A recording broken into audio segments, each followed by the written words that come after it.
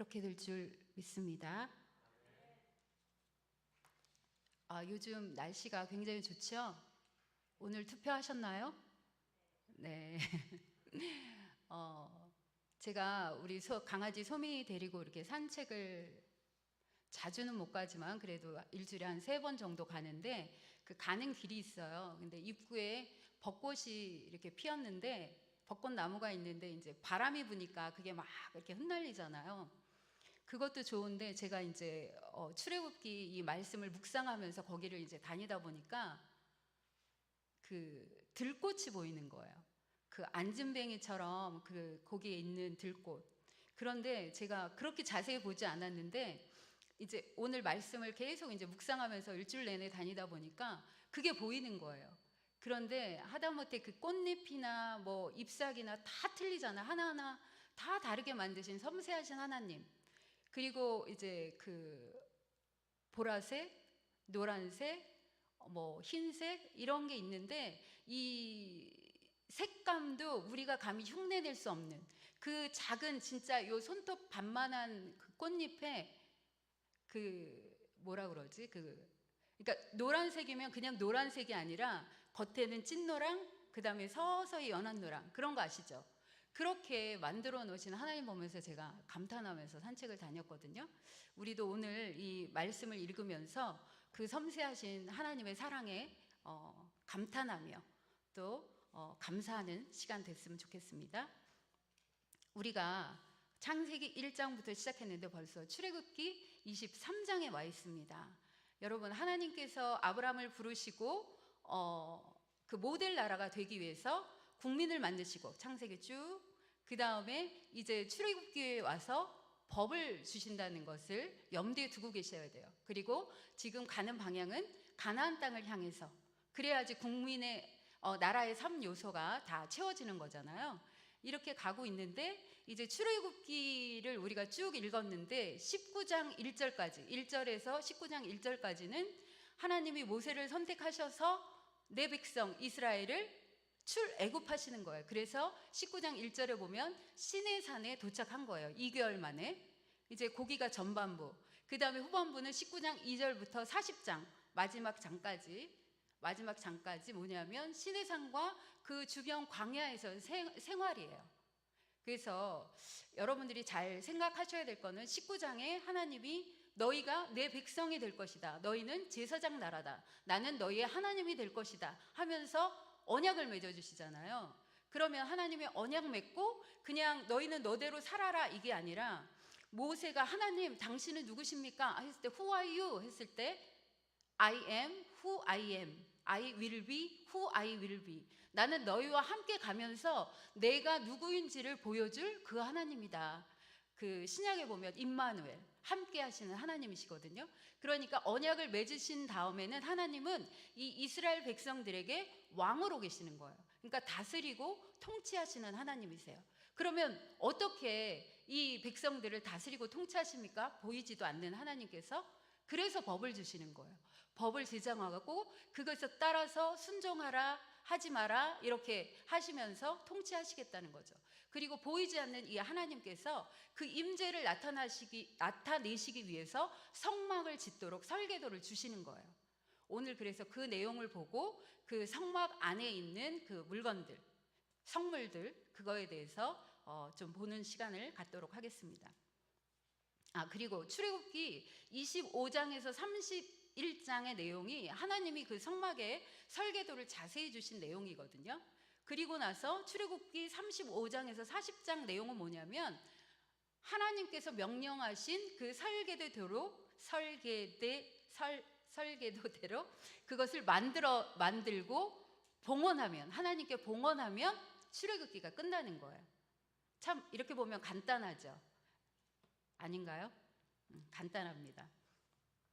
그래서 우리가 23장을 지금부터 볼 건데 하나님께서 19장에서 언약을 맺어주시고 그 다음에 출애굽기 20장에서 먼저 뭘 주시냐면 십계명을 말로 해주셔요. 이게 굉장히 좀 울려요. 마이크가 울려서 엄청 신경이 쓰입니다. 20장에 십계명을 먼저 주시고 그 다음에 이제 율법들을 주시거든요. 그래서 우리가 읽었죠. 20장, 21장, 22장을 읽고 오늘 23장에 온 거예요. 그래서 23장 1절부터 11절까지 제가 먼저 읽도록 하겠습니다. 너는 거짓된 풍설을 퍼뜨리지 말며 악인과 연합하여 위증하는 증인이 되지 말며 다수를 따라 악을 행하지 말며 송사의 다수를 따라 부당한 증언을 하지 말며 가난한 자의 송사라고 해서 편벽되이 두둔하지 말지니라. 내가 만일 내 원수의 길 잃은 소나 나귀를 보거든 반드시 그 사람에게로 돌릴지며 내가 만일 너를 미워하는 자의 나귀가 짐을 싣고 엎드려짐을 보거든 그것을 버려두지 말고 그것을 도와 그 짐을 부릴지니라. 너는 가난한 자의 송사라고 정의를 굽게 하지 말며 거짓 일을 멀리하며 무지한 자와 의로운 자를 죽이지 말라. 나는 악인을 의롭다 하지 아니하겠노라. 너는 뇌물을 받지 말라. 뇌물은 밝은 자의 눈을 어둡게 하고 의로운 자의 말을 굽게 하느니라. 너는 이방 나그네를 압제하지 말라. 너희가 애굽 땅에서 나그네 되었었은즉 나그네의 사정을 아느니라. 참 우리가 생각해봐야 될 것은 이스라엘 백성들이 지금 어떤 상태냐라는 거예요. 하나님이 이런 이제 너희가 내 제사장 나라가 되고 너희는 내 백성이 되고 나는 너희의 하나님이 될 거다. 이렇게 했을 때 이들이 그거를 감각적으로 하나님의 백성이 되는 게 그래 내 몸가짐도 조심하고 나는 하나님 따라서 거룩해 이렇게 생각할 만한 이런 바탕이 아직 없다는 거예요. 그러니까 400년 넘게 애굽에서 노예로 있었기 때문에 하나님께서는 지금 모세를 통해서 또 직접 말씀하심으로 이들을 가르치셔야 돼요. 근데 이들만 가르치시는 게 아니라 모세와 아론도 가르쳐서 이들로 하여금 또 백성들을 가르치게 해야 돼요. 그러니까 하나님께서는 굉장히 효과적인 방법으로 항상 말씀을 하셔야 됐어요. 그래서 모세를 불러서 모세에게 뭔가를 말하고 그 모세가 백성에게 가서 말하게 할 때도 있고 전체 19장처럼 3일째 구름이 빽빽한데 하나님께서 직접 강림하셔서 하나님께서 살아계신 하나님이라는 것을 백성들이 알도록 그리고 경외하도록 해야 될 때도 있었다는 거예요. 그런데 그 다음에 십계명 다음에 주신 이 법들은 23장 6절을 다 같이 한번 읽어볼게요. 시작. 너는 가난한 자의 송사라고 정의를 굽게 하지 말며. 저는 여기가 핵심이라고 봐요. 하나님은 공의로우신 하나님이기 때문에 정의를 굽게 하는 것. 그러니까 여기 보니까 뭐 그 뇌물을 받지 않는 것, 뇌물을 받으면 당연히 우리가 굽어지죠. 그런데 가난한 자라고 해서 내가 동정심에 어떤 재판을 굽게 하는 것, 이것도 아니라는 거예요, 하나님. 그리고 우리가 가장 찔리는 데가 어디예요? 24절하고 5절. 내가 만일 내 원수의 길 잃은 소나 나귀를 보거든 반드시 그 사람에게로 돌릴지며 내가 만일 너를 미워하는 자의 나귀가 짐을 싣고 엎드려짐을 보거든 그것을 버려두지 말고 그것을 도와 그 짐을 부릴지니라. 하나님은 우리의 깊숙한 이 속에 이 은밀한 죄까지도 너무 잘 알고 계신 거예요. 그래서 법을 이렇게 주신 거예요. 우리는 내가 좋아하는 사람 또 나보다 좀 못해서 내가 좀 돌봐야 될 사람이 어떤 소유를 잃고 이렇게 나귀가 뭐 그 사람의 나귀가 짐을 싣다가 엎드려지고 이러면 얼른 가서 도와줘요. 그런데 내가 시기 질투할 대상이라든가 내가 미워하는 사람이라든가 내가 원수처럼 생각하고 있는 사람이 이렇게 됐으면 어떻게 하실 것 같으세요? 그쵸? 우리는 다 그런 마음에 그게 있어요.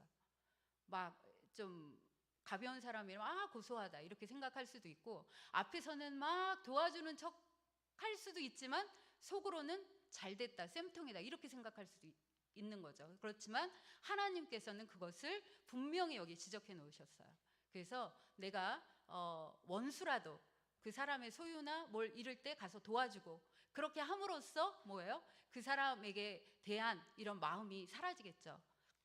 참 하나님은 참 놀라우신 것 같아요. 이런 법을 볼 때 우리의 속마음을 하나님이 다 알고 계신다. 그러니까 어떻게 해야 될까요? 진짜 이 감정과 기분으로 안 되더라도 의지적으로 이런 원수를 두는 삶을 살지 말아야 할 것 같습니다. 자, 그 다음에 우리 10절, 11절을 함께 읽겠습니다. 시작. 너는 6해 동안은 너의 땅에 파종하여 그 소산을 거두고 7째 해에는 갈지 말고 묵혀두어서 내 백성의 가난한 자들이 먹게 하라. 그 남은 것은 들 짐승이 먹으리라. 내 포도원과 감람원도 그리할지니라. 우리가 잘 아는 안식년, 그러니까 하나님은 그 이제 나중에 그 성막을 지을 재료를 받으실 때도 자원하여서 기쁨으로 드리는 자의 이 예물을 받으시거든요. 근데 저는 그렇게 생각해요. 하나님이 뭔가를 요구하실 때는 그만큼의 것을 우리한테 훨씬 더 많이 허락하신다는 거죠. 그러니까 우리가 욕심 부리기를 원치 않으시는 거예요. 안식년을 두고 그렇게 하면 그 밭, 논 이런 게 쉬고 짐승들도 쉬고 그 다음에 거기서 나오는 그래도 나는 것들이 있을 거 아니에요. 그것은 고아와 나그네와 가난한 자들이 먹게 내버려 두라는 거죠. 하나님의 법입니다. 그 다음에 12절 너는 엿새 동안에 내 일을 하고 일곱째 날에는 쉬라. 내 소와 나귀가 쉴 것이며 내 요종의 자식과 나그네가 숨을 돌리리라. 내가 내게 이른 모든 일을 삼가 지키고 다른 신들의 이름은 부르지도 말며 내 입에서 들리게도 하지 말지니라. 안식일에 대해서 말씀하고 계시고요. 그 다음에 하나님은 이렇게 쭉 법을 말씀하시다가 항상 결론이 이거예요. 내가 내게 이른 이 모든 일, 하라 하지 말라 했던 이 일을 지키고 다른 신들의 이름을 부르지도 말며 내 입에서 들리게도 하지 말지니라. 하나님이 항상 명령하시는 기본은 뭐냐면 오직 하나님만 섬기고 하나님의 법에 따라서 살라는 거예요. 정의를 굽게 하지 말며. 자, 23장 14절이요. 너는 매년 3번 내게 절기를 지킬지니라. 너는 무교병의 절기를 지키라. 내가 내게 명령한 대로 아비벌의 정한 때에 이래 동안 무교병을 먹을지니 이는 그 달에 내가 애굽에서 나왔음이라. 빈손으로 내 앞에 나오지 말지니라. 맥주절을 지키라. 이는 내가 수고하여 밭에 뿌린 것에 첫 열매를 거둠이니라. 수장절을 지키라. 이는 내가 수고하여 이룬 것을 연말에 밭에서부터 거두어 저장함이니라. 내 모든 남자는 매년 3번씩 주 여호와께 보일지니라. 너는 내 제물의 피를 유교병과 함께 드리지 말며 내 절기 제물의 기름을 아침까지 남겨두지 말지니라. 내 토지에서 처음 거둔 열매의 가장 좋은 것을 가져다가 너희 하나님 여호와의 전에 드릴지니라. 너는 염소 새끼를 그 어미의 저주로 삼지 말지니라. 이 이스라엘의 3대의 절기가 나오죠. 무교절, 맥주절은 칠칠절, 오순절이라고 하고 그 다음에 수장절은 장막절, 초막절이라고 합니다. 근데 절기는 왜 지킬까요? 그거 한번 생각해 보신 적 있으세요? 제사는 인간과 사람과 하나님 사이에 가로막힌 뭐 죄를 없앤다든가 뭔가를 서원한다든가 이럴 때 드리는 거잖아요. 그러면 절기는 왜 지킬까요? 절기는 하나님께서 그 조상들에게 베푸신 은혜가 있잖아요. 구원했고 홍해를 가르셨고 만나와 메추라기를 먹이셨고 이런 것들 기억해야 할 것을 그 후손들에게 알리기 위해서 우리도 그래서 설하고 추석 이런 걸 지키잖아요. 그래서 하나님께서 이렇게 명령하시는 거예요. 그러니까 항상 하나님의 방향은 뭐냐면 은혜를 주시지만 그 세대가 끝나고 그 다음이 없어지길 바라시지 않으세요. 항상 하나님의 눈은 그 다음 세대를 향하여 있다는 것을 여기에서도 볼 수 있습니다. 그리고 모든 남자는 매년 3번씩 이 절기에 하나님 앞에 여호와 앞에 보여야 된다는 거죠. 그리고 나서 이 20장, 21, 22, 23장의 모든 이런 법령, 율례, 율법들을 딱 마무리하는 그 말이 하나님의 약속과 그 명령. 하나님이 이렇게 해주겠다. 너가 이런 것을 지키면 이것이 이제 33절까지 있거든요. 여기는 좀 주목해서 잘 보셨으면 좋겠습니다. 20절 제가 읽을게요. 내가 사자를 내 앞서 보내어 길에서 너를 보호하여 너를 내가 예비한 곳에 이르게 하리니 여기에 계속 반복되는 말들이 있거든요. 한번 주의 깊게 찾아보세요. 너희는 삼가 그의 목소리를 청정하고 그를 노엽게 하지 말라. 그가 너희의 허물을 용서하지 아니할 것은 내 이름이 그에게 있음이니라. 내가 그의 목소리를 잘 청정하고 내 모든 말대로 행하면 내가 내 원수에게 원수가 되고 내 대적에게 대적이 될지라. 내 사자가 내 앞서가서 너를 아모리 사람, 헷 사람, 브리스 사람과 가나안 사람과 히윗 사람과 여부스 사람에게로 인도하고 나는 그들을 끊으리니 너는 그들의 신을 경배하지 말며 섬기지 말며 그들의 행위를 본받지 말고 그것들을 다 깨뜨리며 그들의 주상을 부수고 내 하나님 여호와를 섬기라. 그리하면 여호와가 너희의 양식과 물에 복을 내리고 너희 중에서 병을 제하리니 내 나라에 낙태하는 자가 없고 임신하지 못하는 자가 없을 것이라. 내가 너의 날수를 채우리라. 내가 내 위엄을 내 앞서 보내어 내가 이룰 곳의 모든 백성을 물리치고 내 모든 원수들이 내게 등을 돌려 도망하게 할 것이며 내가 왕벌을 내 앞에 보내리니 그 벌이 히위 족속과 가나안 족속과 헷 족속을 내 앞에서 쫓아내리라. 여기까지 먼저 볼게요. 여기서 계속 반복되는 게 뭐냐면 내가 사자를 내 앞서 보낸다는 거예요. 자, 20절에도 나왔고요. 23절에 내 사자가 내 앞서 가서, 그 다음에 27절에 보니까 내가 내 위엄을 내 앞서 보내요. 위엄이라는 것은 두려움, 공포거든요. 하나님 그 존재 자체로 그 임하셨을 때 막 두려워서 다 떨잖아요. 그래서 하나님으로 직접 말하게 하지 말라고. 모세 당신이 우리에게 말하라고. 이 위엄, 이거. 그 다음에 28절에 내가 왕벌을 내 앞에 보내리니, 아주 큰 왕벌이 아닐 것 같아요. 제 생각에는 이거는 견딜 수 없게 고통스럽게 만드는 어떤 곤충 같은 거라고 얘기해요. 그러니까 그 가나안 사람들 견딜 수 없는 고통을 받게 하는 그 무엇을 하나님께서 먼저 보내신다는 거예요. 왜 이렇게 앞서 보내실까요? 이스라엘 백성들이 가서 전쟁을 하기 전에 하나님께서 거기를 초토화시키겠다는 거예요. 뭘 하면? 24절 함께 읽겠습니다. 시작. 너는 그들의 신을 경배하지 말며 섬기지 말며 그들의 행위를 본받지 말고 그것들을 다 깨뜨리며 그들의 주상을 부수고, 25절까지요. 내 하나님 여호와를 섬기라. 이렇게 하면 하나님께서 미리 다 손써서 거기 살고 있는 족속을 다 내쫓아 버리시겠다는 거예요. 그리고 하나님의 약속이 너무 어마어마합니다. 오늘 투표를 했는데 이 말씀이 생각났어요. 이렇게 공약을 걸고 그 다음에 믿을 만한 분이 있다면 이분한테 다 올인하지 않겠느냐. 진짜 찍을 후보가 없었거든요. 여러분도 마찬가지시겠지만 하나님의 공약이에요. 이게 약속이에요. 뭐라고 하시냐면 25절에 이렇게 하면 내 하나님 여호와를 섬기고 다른 우상을 섬기지 않고 다 가서 때려 부시면, 그리하면 여호와가 너희의 양식과 물에 복을 내리고, 먹는 것, 물 다 복을 내리고 너희 중에 병을 제하리니, 병 걸리는 자가 없는 거예요. 그러니까 낙태율 0%, 26절에. 그죠? 그 다음에 임신하지 못하는 자가 없는 거예요. 그 다음에 내가 너의 날수를 채우리라. 이건 무슨 말이냐면 우리가 타고난 수명이 있다고 한번 쳐보세요. 80까지 사는데 그 전에 사고를 당하거나 아니면 병에 걸려서 죽는 사람이 없게 하겠다. 너의 날수를 다 채워주겠다. 이렇게 하나님께서 약속하고 계시는 겁니다. 그래서 하나님이 미리 이 모든 백성을 물리치고 도망가게 하고 내 앞에서 쫓아내고 이 모든 것을 하실 것이라고 약속하고 계십니다. 그런데 하나님께서 미리 쫓아내지 않으시는 이유가 있대요. 29, 30에 나오는데 제가 읽겠습니다. 그러나 그 땅이 황폐하게 되므로 들 짐승이 번성하여 너희를 해할까 하여 1년 안에는 그들을 내 앞에서 쫓아내지 아니하고, 내가 번성하여 그 땅을 기업으로 얻을 때까지 내가 그들을 내 앞에서 조금씩 쫓아내리라. 너무 섬세한 하나님의 사랑이 느껴지세요? 한꺼번에 1년 안에 쫙 쫓아내가지고 그러면 거기가 폐허가 될 거 아니에요. 아무도 안 사니까. 그러면 들 짐승들이 번성해서 너희가 들어갔을 때 해칠까봐 그렇게 쫓아내지 아니하고 조금씩 하나님께서 일하신다고 약속하고 계십니다.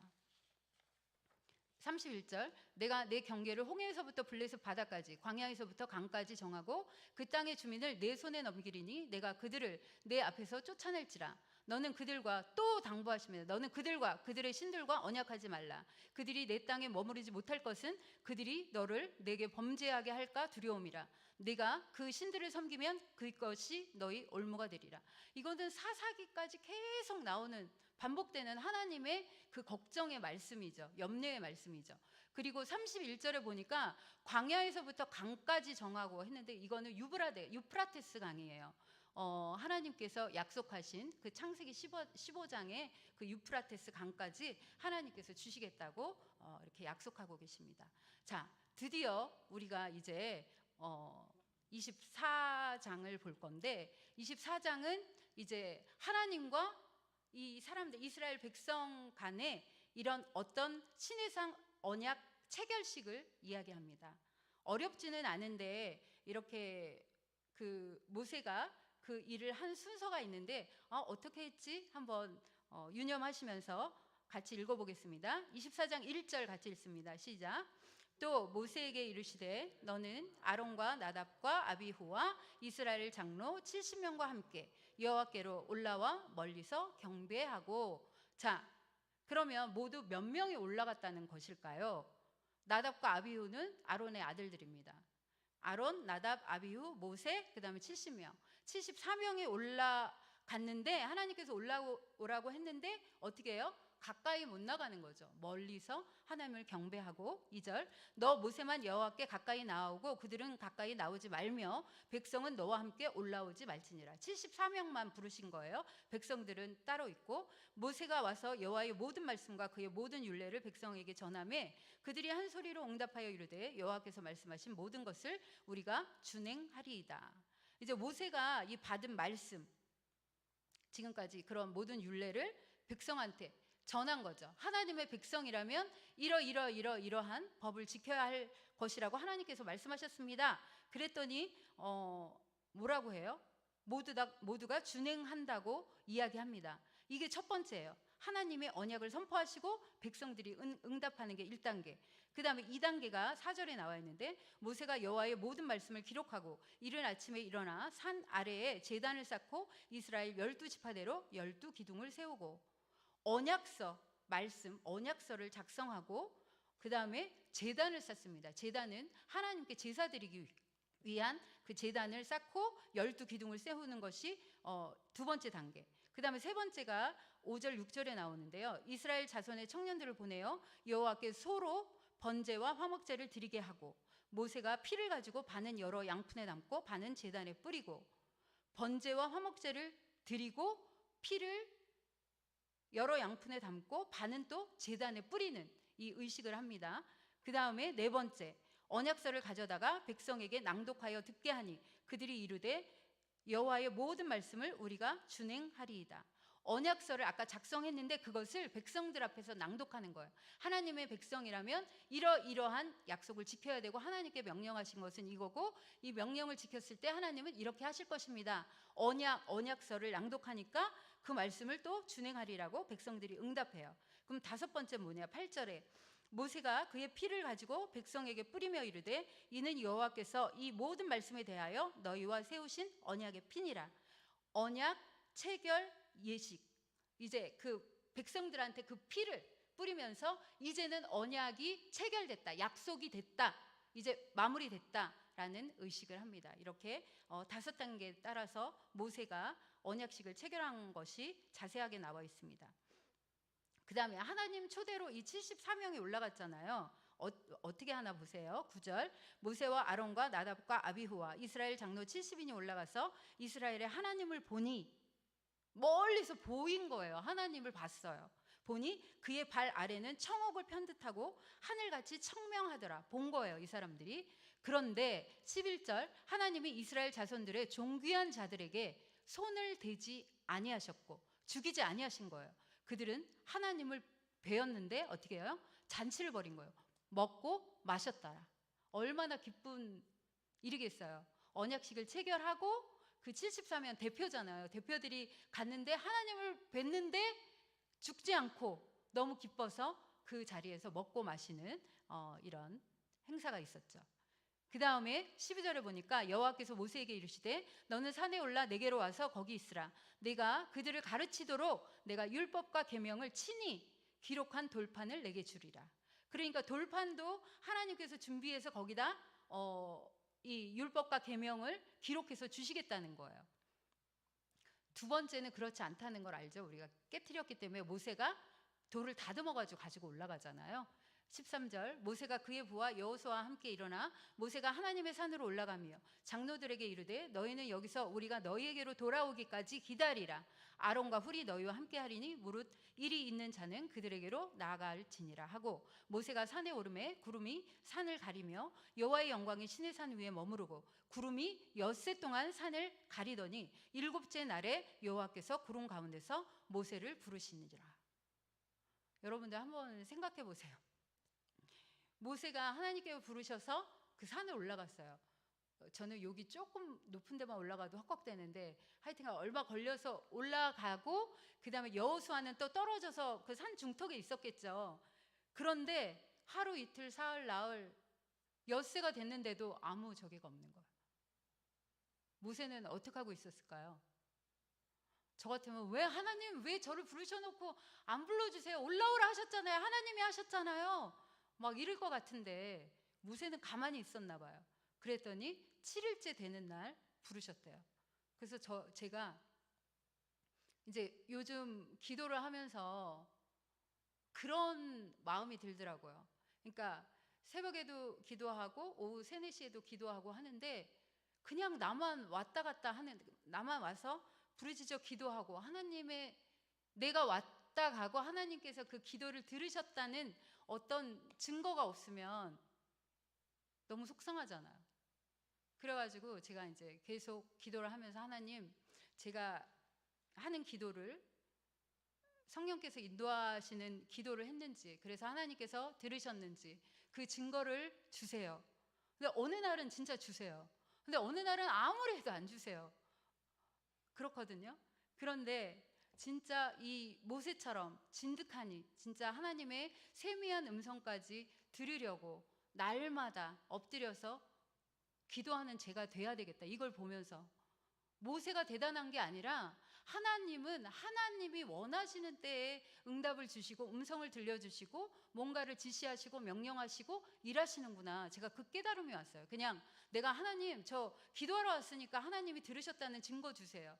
뭐 말씀을 주세요. 막 이렇게 떼쓰는 것이 아니라 하나님이 하나님의 때에 주시도록 우리가 그러나 똑같은 열망하는 마음으로 갈망하는 마음으로 하나님을 계속 바라봐야 되겠다. 이런 마음이 들었습니다.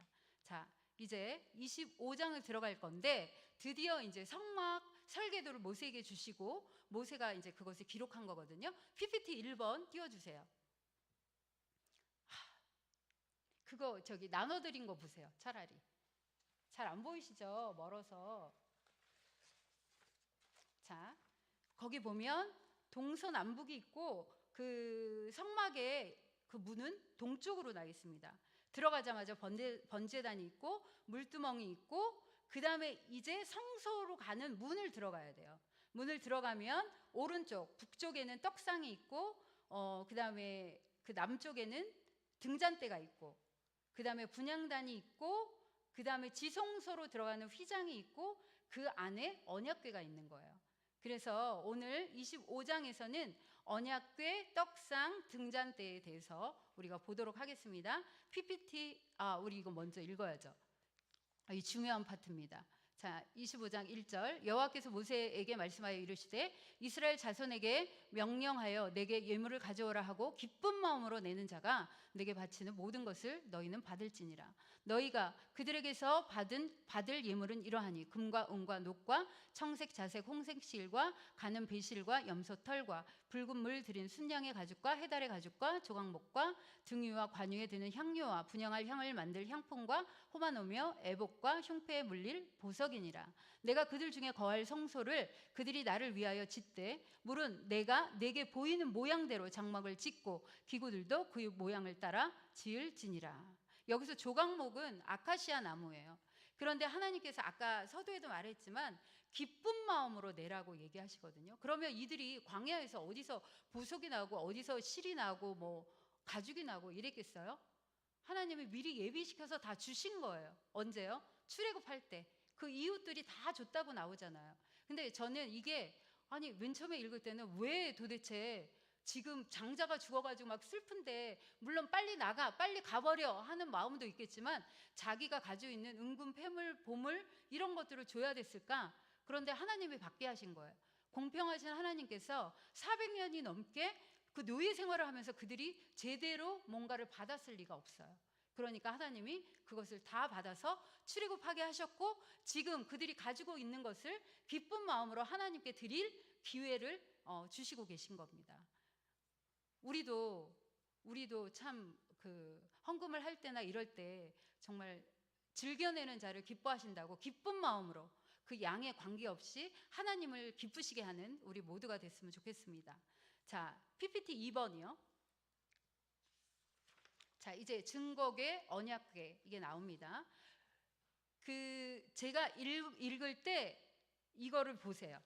제가 나눠드린 것을 보세요. 그래서 정말 그런 고리가 있고 채를 만들었고 이 그룹이 이렇게 하고 있나 이걸 보세요. 여기에 그 설명이에요. 어려운 건 하나도 없습니다. 10절 그들은 조각목으로 궤를 짜되 길이는 2규빗 반, 너비는 1규빗 반, 높이는 1규빗 반이 되게 하고 2규빗 반은 1.12m, 112.5cm고요. 너비는 67cm. 그 다음에 높이도 67cm. 이런 저런 이렇게 상자 같은 거예요. 상자 같은 거를 아카시아 나무로 짜라는 거죠.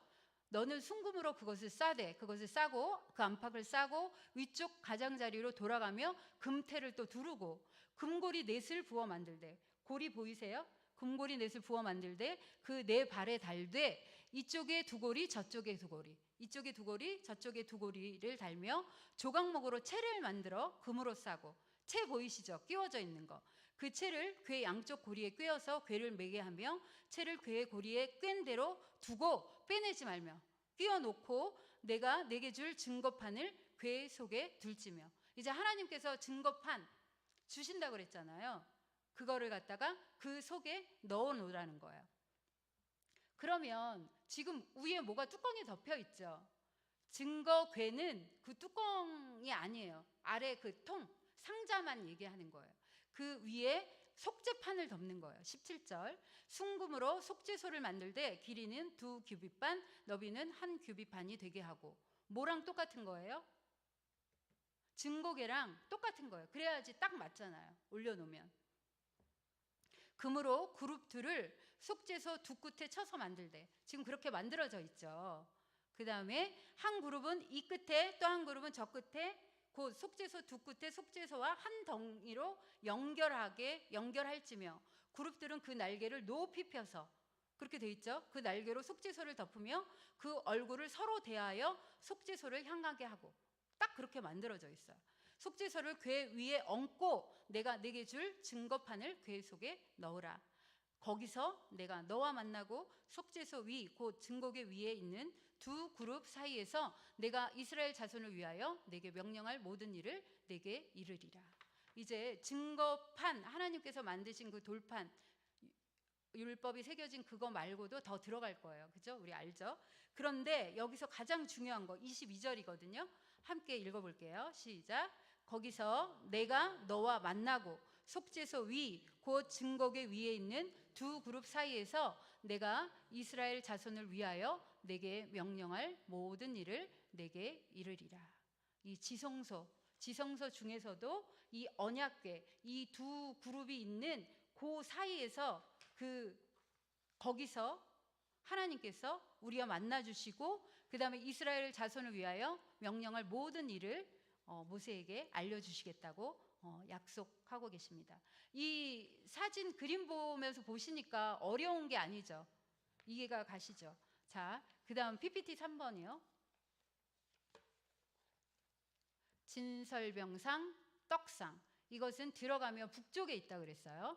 23절 너는 조각목으로 상을 만들되 길이는 2규빗, 너비는 1규빗, 높이는 1규빗 반이 되게 하고 순금으로 싸고 주위에 금태를 두르고 그렇게 됐죠. 그 주위에 손바닥 넓이만한 턱을 만들고 왜냐하면 떡을 올려놔야 되기 때문에 그 떡 주위에 금으로 태를 만들고 그것을 위하여 금고리 넷을 만들고 그 네 발 위 네 모퉁이에 달되 턱 곁에 붙이라. 이는 상을 맬 채를 꿰 곳이며 또 조각목으로 그 채를 만들고 금으로 싸라. 상을 이것으로 맬지니라. 너는 대접과 숟가락과 병과 붓는 잔을 만들되 순금으로 만들며 상 위에 진설병을 두어 항상 내 앞에 있게 할지니라.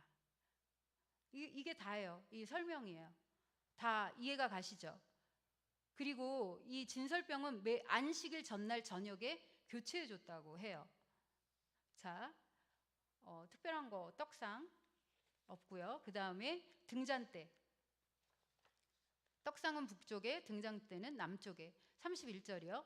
너는 순금으로 등잔대를 쳐 만들되 그 밑판과 줄기와 장과 꽃받침과 꽃을 한 덩이로 연결하고 한 덩어리로 연결하고 가지 6을 등잔대 곁에서 나오게 하되.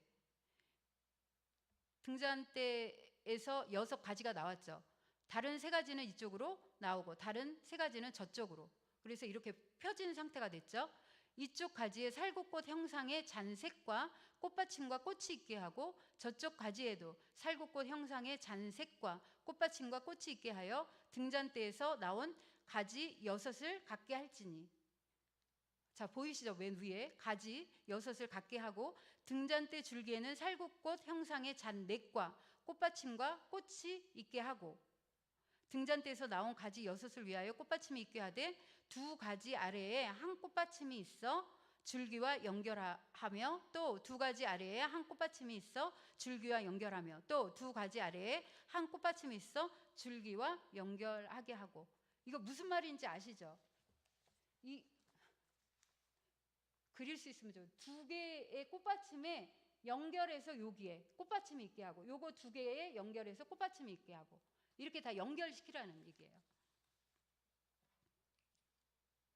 자, 36절. 그 꽃받침과 가지를 줄기와 연결하여 전부를 순금으로 쳐 만들고 등잔 7을 만들어 맨 위에요. 등잔 그 위에 두어 앞을 비추게 하며 그 불집게와 불똥 그릇도 순금으로 만들지니 등잔대와 이 모든 기구를 순금 1달란트로 만들되 너는 삼가 이 산에서 내게 보인 양식대로 할지니라. 그러니까 이런 것들을 하나님께서 말씀만 해주신 게 아니라 모세가 40일 동안 시내산에 있을 때 보여주셨나 봐요. 그러니까 이런 말이 계속 나오거든요. 40절에 너는 삼가 이 산에서 내게 너한테 보여준 그 양식대로 할지니라.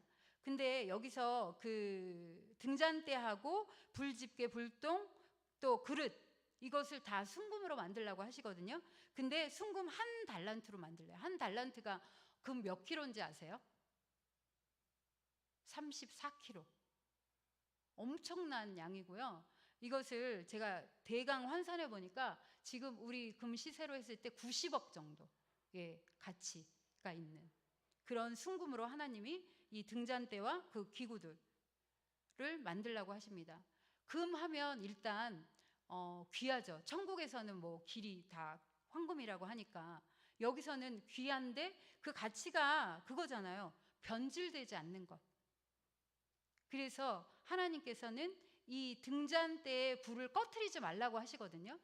이따가 이제 보겠지만 이 전체 높이가 굉장히 높아요. 성막이 높고 그 위에 이제 그 덮개들이 4개나 씌어 있기 때문에 이 등잔대가 없으면 어두컴컴한 거예요. 그래서 이 등잔대는 빛으로 오신 예수님을 상징하겠죠. 그래서 이 빛이 꺼지지 않게 항상 빛으로 오신 예수님이 나를 비춰서 내 속 안에 더러운 것까지 다 드러나게 하셔서 회개하는 그런 축복이 저와 여러분들에게 있기를 소원합니다. 자, 우리 등잔대까지 봤고요. 이제 26절로 가겠습니다. 26절부터는 우리가 간단하게 이제 앞으로 읽으실 거니까 이 그 복사해 드린 거 가지고 이렇게 대조해 보시면서 읽으면 재미있게 그래도 읽으실 수 있을 것 같아요. 성막 덮개 PPT 5번 띄워주세요. 제가 아까 4개로 덮는다고 그랬잖아요. 근데 하나님이 진짜 너무 신기하게 해놓으셨더라고요. 여기 좀 볼게요.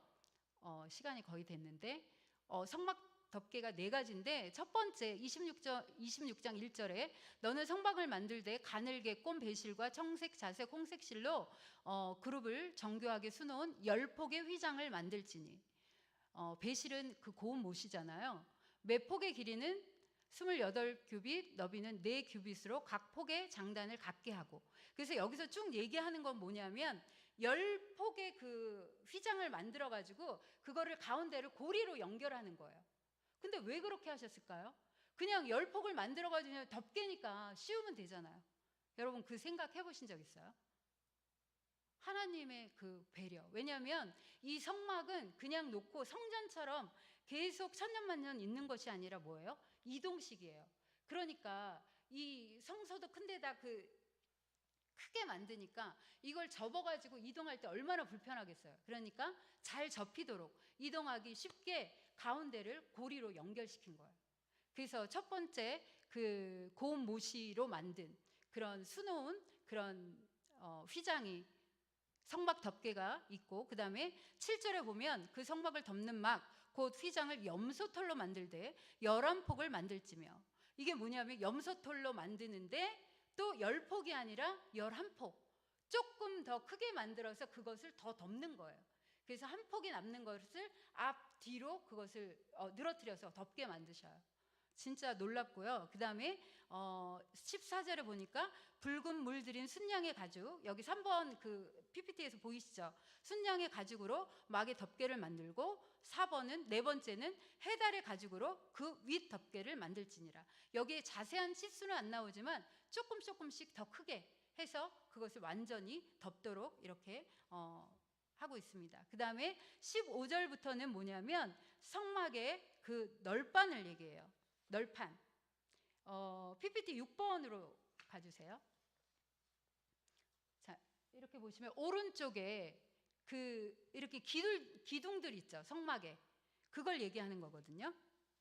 그 널판의 그 높이가 얼마냐면 4.5m예요. 그래서 계산해 보니까 제가 160인데 거의 3명, 저 이렇게 3명 높이, 엄청 높은 거죠. 그리고 폭은 67.5. 이걸 갖다가 다 이렇게 두르면은 몇 개냐면 48개.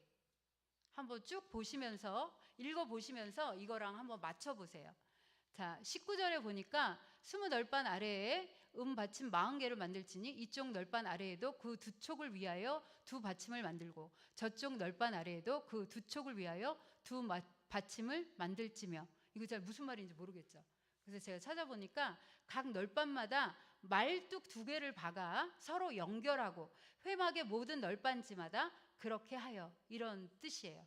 그러니까 다 말뚝 2개씩을 박아서 연결을 하도록 이렇게 돼 있습니다. 근데 그렇게 기둥을 박고 그걸로 끝이는 것이 아니라 띠를 옆으로 끼워요. 띠 얘기가 26절에 나오는데 너는 조각목으로 띠를 만질지며 성막 이쪽 널판을 위하여 5개요. 이렇게 해서 띠를 쭉 하고 그것을 금으로 싸고 그 널판들의 띠를 꿰 금고리를 만들고 그 띠를 금으로 싸라고 명령하고 계십니다. 그 다음에 30절에도 또 나오죠. 같이 읽어볼게요. 30절 시작. 너는 산에서 보인 양식대로 성막을 세울지니라. 하나님이 보여주신 거예요. 그 다음에 31절에 보니까 성소와 지성소로 가는 곳에 휘장이 있다고 그랬잖아요. 그게 왼쪽 그림이에요. 너는 청색, 자색, 홍색 실과 가늘게 꼰 배실로 짜서 휘장을 만들고 그 위에 그룹들을 정교하게 수놓아서 금 갈고리를 네 기둥 위에 늘어뜨리되 그 네 기둥을 조각목으로 만들고 금으로 싸서 네 은받침 위에 둘지며 그 휘장을 갈고리 아래에 늘어뜨린 후에 증거궤를 그 휘장 안에 들여놓으라. 그 휘장이 너를 위하여 성소와 지성소를 구분하리라. 이 휘장 얘기고요. 그 다음에 36절부터는 성막문 맨 앞에 들어갈 때 또 휘장 보이시죠? 오른쪽에 그 휘장을 얘기하는 거고요. 그 다음에 27절로 가겠습니다. 27장. 자, 번제단. 그 다음에 이제 성막에서 나와서 번제단. 번제단을 보겠습니다. 27장 1절에 보니까 너는 조각목으로 길이가 5규빗, 너비가 5규빗의 제단을 만들 때 네모 반듯하게 하여 높이는 3규빗으로 하고. 이거 그냥 읽으시면 이게 다예요. 그 8절에 보니까 제단은 널판으로 속이 비게 만들 때 산에서 내가 보인 대로 그들이 만들게 하라. 그리고 뿔을 내 귀퉁이에 해서 그 제사장이 피를 여기다 바르잖아요. 속죄의 의미로. 그렇게 해서 뿔까지 있는 거 다 여러분들이 이제 앞으로 읽으시면서 보시면 될 것 같아요. 그 다음에 PPT 8번이요. 이제 성막이 있는데 성막을 들어가는 울타리를, 그러니까 성막을 둘러싸서 울타리를 만드는 거예요. 성막의 뜰, 그것을 만들라고 하시는 거예요. 그런데 이 크기가 얼마냐면 너는 성막의 뜰을 만들지니 남쪽을 향하여 뜰 남쪽의 너비가 100규빗 45m의 세마포 휘장을 쳐서 그 한쪽을 당하게 할지니 45m, 그 다음에 높이가 2.25m 이렇게 만드는데, 여기 쭉 그 PPT를 보시면 복잡하지는 않은데 그 세마포 장으로 해서 있는 거예요. 그 있고 위에는 머리 싸개를 하고 녹기둥을 세우고 높받침을 하고 가름대를 세우고 갈고리로 엮는 것, 엮어서 이렇게 만드는데 45m, 그 다음에 22.5m의 큰 이제 그 뭐라 그러죠? 휘막이 완성되는데, 이게 그 안에 평수가 300평이 넘는다고 합니다. 엄청 큰 거죠. 자, 그래서 성막의 뜰 쭉 지나가고요. 그 다음에 27장 20절 21절을 우리 함께 같이 읽겠습니다. 시작. 너는 또 이스라엘 자손에게 명령하여 감람으로 짠 순수한 기름을 등불을 위하여 내게로 가져오게 하고 끊이지 않게 등불을 켜되 아론과 그의 아들들로 회막 안 증거궤 앞 휘장 밖에서 저녁부터 아침까지 항상 여호와 앞에 그 등불을 보살피게 하라. 이는 이스라엘 자손이 대대로 지킬 규례니라. 감람류 등불까지 상관을 하세요. 그래서 이런 것까지 왜 하실까 그랬더니, 감람류가 저 올리브유잖아요. 그런데 보통 백성들이 이렇게 갈거나 뭐 찧어서 하면 이게 좋은 순수한 기름이 아니라 거기 찌꺼기 같은 게 들어가잖아요. 그러면 그름 막 연기 같은 게 났대요. 그래서 감람으로 짠 순수한 기름만 이 그 성소 안에서 그 등잔대 거기에다가 넣을 수 있게 하나님이 이렇게 또 명령을 하신 거죠. 그리고 이 불이 아까도 얘기했지만 꺼지지 않게 아론과 그의 아들들에게 명령하시고 또 이스라엘 자손 대대로 규례로 이것을 명령하고 계십니다. 그 다음에 PPT 9번 마지막 띄워주세요. 자, 28장은 이제 아론을 대제사장으로 임명하고 그 다음에 그의 아들들을 이제 대사장 직무를 줘야 되는데, 모든 것을 이제 다 가르쳐야 되는 거예요. 근데 그 옷부터 하나님께서 이제 만들기를 원하십니다.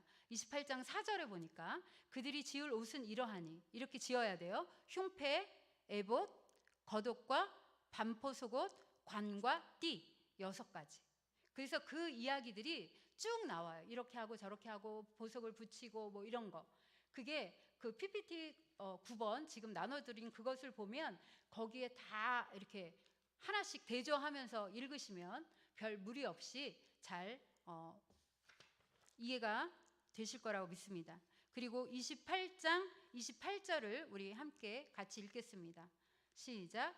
청색끈으로 흉패 고리와 에봇 고리에 꿰어 흉패로 정교하게 짠 에봇 띠 위에 붙여 떨어지지 않게 하라. 여기가 이제 결론입니다. 시작.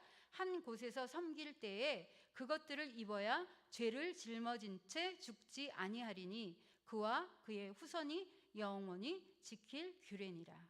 그러니까 하나님께서 당장 지금 시내산에 살고 있는데 그 성막 안에서 섬길 제사장의 옷을 만든 것이 아니라 대대로 이것을 지키고 그 옷을 입어야지 죄 가운데 죽지 않을, 그 하나님께서 그런 옷을 지금 만들라고 명령하고 계시다는 겁니다. 이렇게 해서 우리가 23장에서 28장까지를 다 봤는데, 진짜 그 들꽃을 봐도 이 성막 설계도를 봐도 너무 섬세하게 우리를 너무 잘 아시고 지키시고 보호하시고 항상 우리와 만나기를 원하시는 그 하나님을 봅니다. 그래서 이 시간에 우리가 찬양하고 함께 기도할 건데, 나는 하나님께 어떤 존재인가, 그리고 하나님이 그 성막 설계도를 주시잖아요. 근데 하나님이 나에 대한 그런 그 풍성한 삶으로 인도하시고 나한테 놀라운 계획을 가지고 계실 거라는 생각 아마 다 해보셨을 거예요. 근데 하나님의 그런 놀라운 계획, 이거하고는 무관하게 그냥 내 멋대로 살지 않았을까. 하루하루 그 다음에 닥친 일을 하면서 그냥 피곤하다 입에 달고 또 감사하기보다는 우리가 불평불만하면서 살지 않았을까. 이런 생각을 제가 했는데요. 제가 그랬다는 얘기예요. 그래서 우리가 찬양하고 하나님이 나를 향한 그 놀라운 계획은 무엇일까? 근데 나이에 상관없을 것 같아요. 지금 10대, 20대, 그 다음에 청년들, 고민하는 친구들만 하나님이 나에 대한 계획을 찾아서 내 미래를 하는 것이 아니라 하나님 앞에 심판대에 설 날까지 하나님이 나에 대한 기대, 나에 대한 계획을 가지고 있는 것을 내가 정말 하나님을 기쁘시게 하기 위해서 이렇게 한 걸음 한 걸음 노력하며 갔는가? 만약에 그렇지 않다면 오늘부터라도 하나님이 나에 대한 계획은 무엇일까? 날마다 내 삶에서 하나님이 원하시는 것은 무엇일까? 어떻게 하면 하나님을 기쁘시게 할까를 생각하는 우리 모두가 되었으면 좋겠습니다. 자, 내 평생 사는 동안 찬양하고 우리 함께 기도하시겠습니다.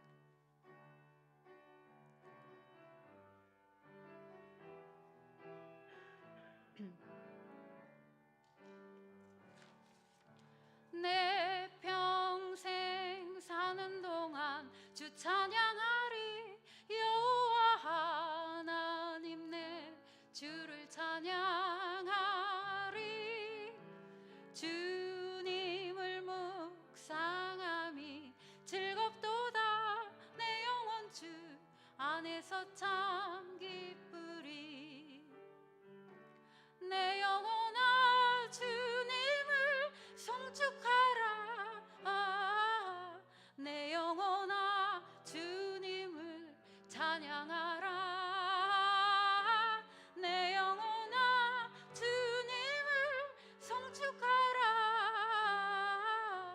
내 영혼아 주님을 찬양하라. 내 평생 사는 동안, 내 평생 사는 동안 주 찬양하리. 여호와 하나님 내 주를 찬양하리. 주님을 묵상함이 즐겁도다.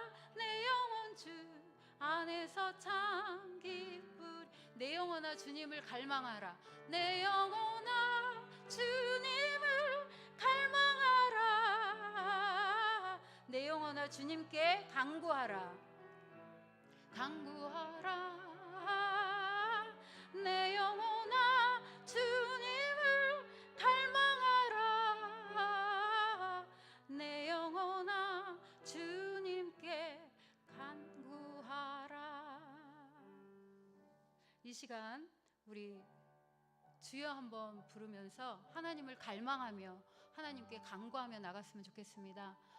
첫 번째 기도 제목은 우리가 오늘 이 섬세하신 하나님, 그리고 나를 백성 삼으시고 나에 대한 놀라운 계획을 가지고 계시는데 그 계획에 정말 한 걸음 한 걸음 다가가는 우리가 되게 해달라고. 여태까지 못 느끼고 살았다면 하나님께 묻고 응답받아서 그런 삶을, 나머지 삶을 살아드릴 수 있도록. 또 한 가지는 우리 아직까지 깨어나지 못하시는 전용준 장로님을 위해 함께 기도하겠습니다.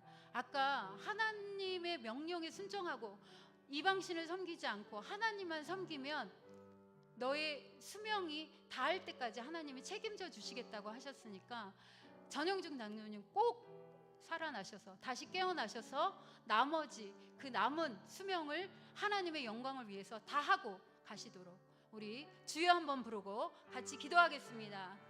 주여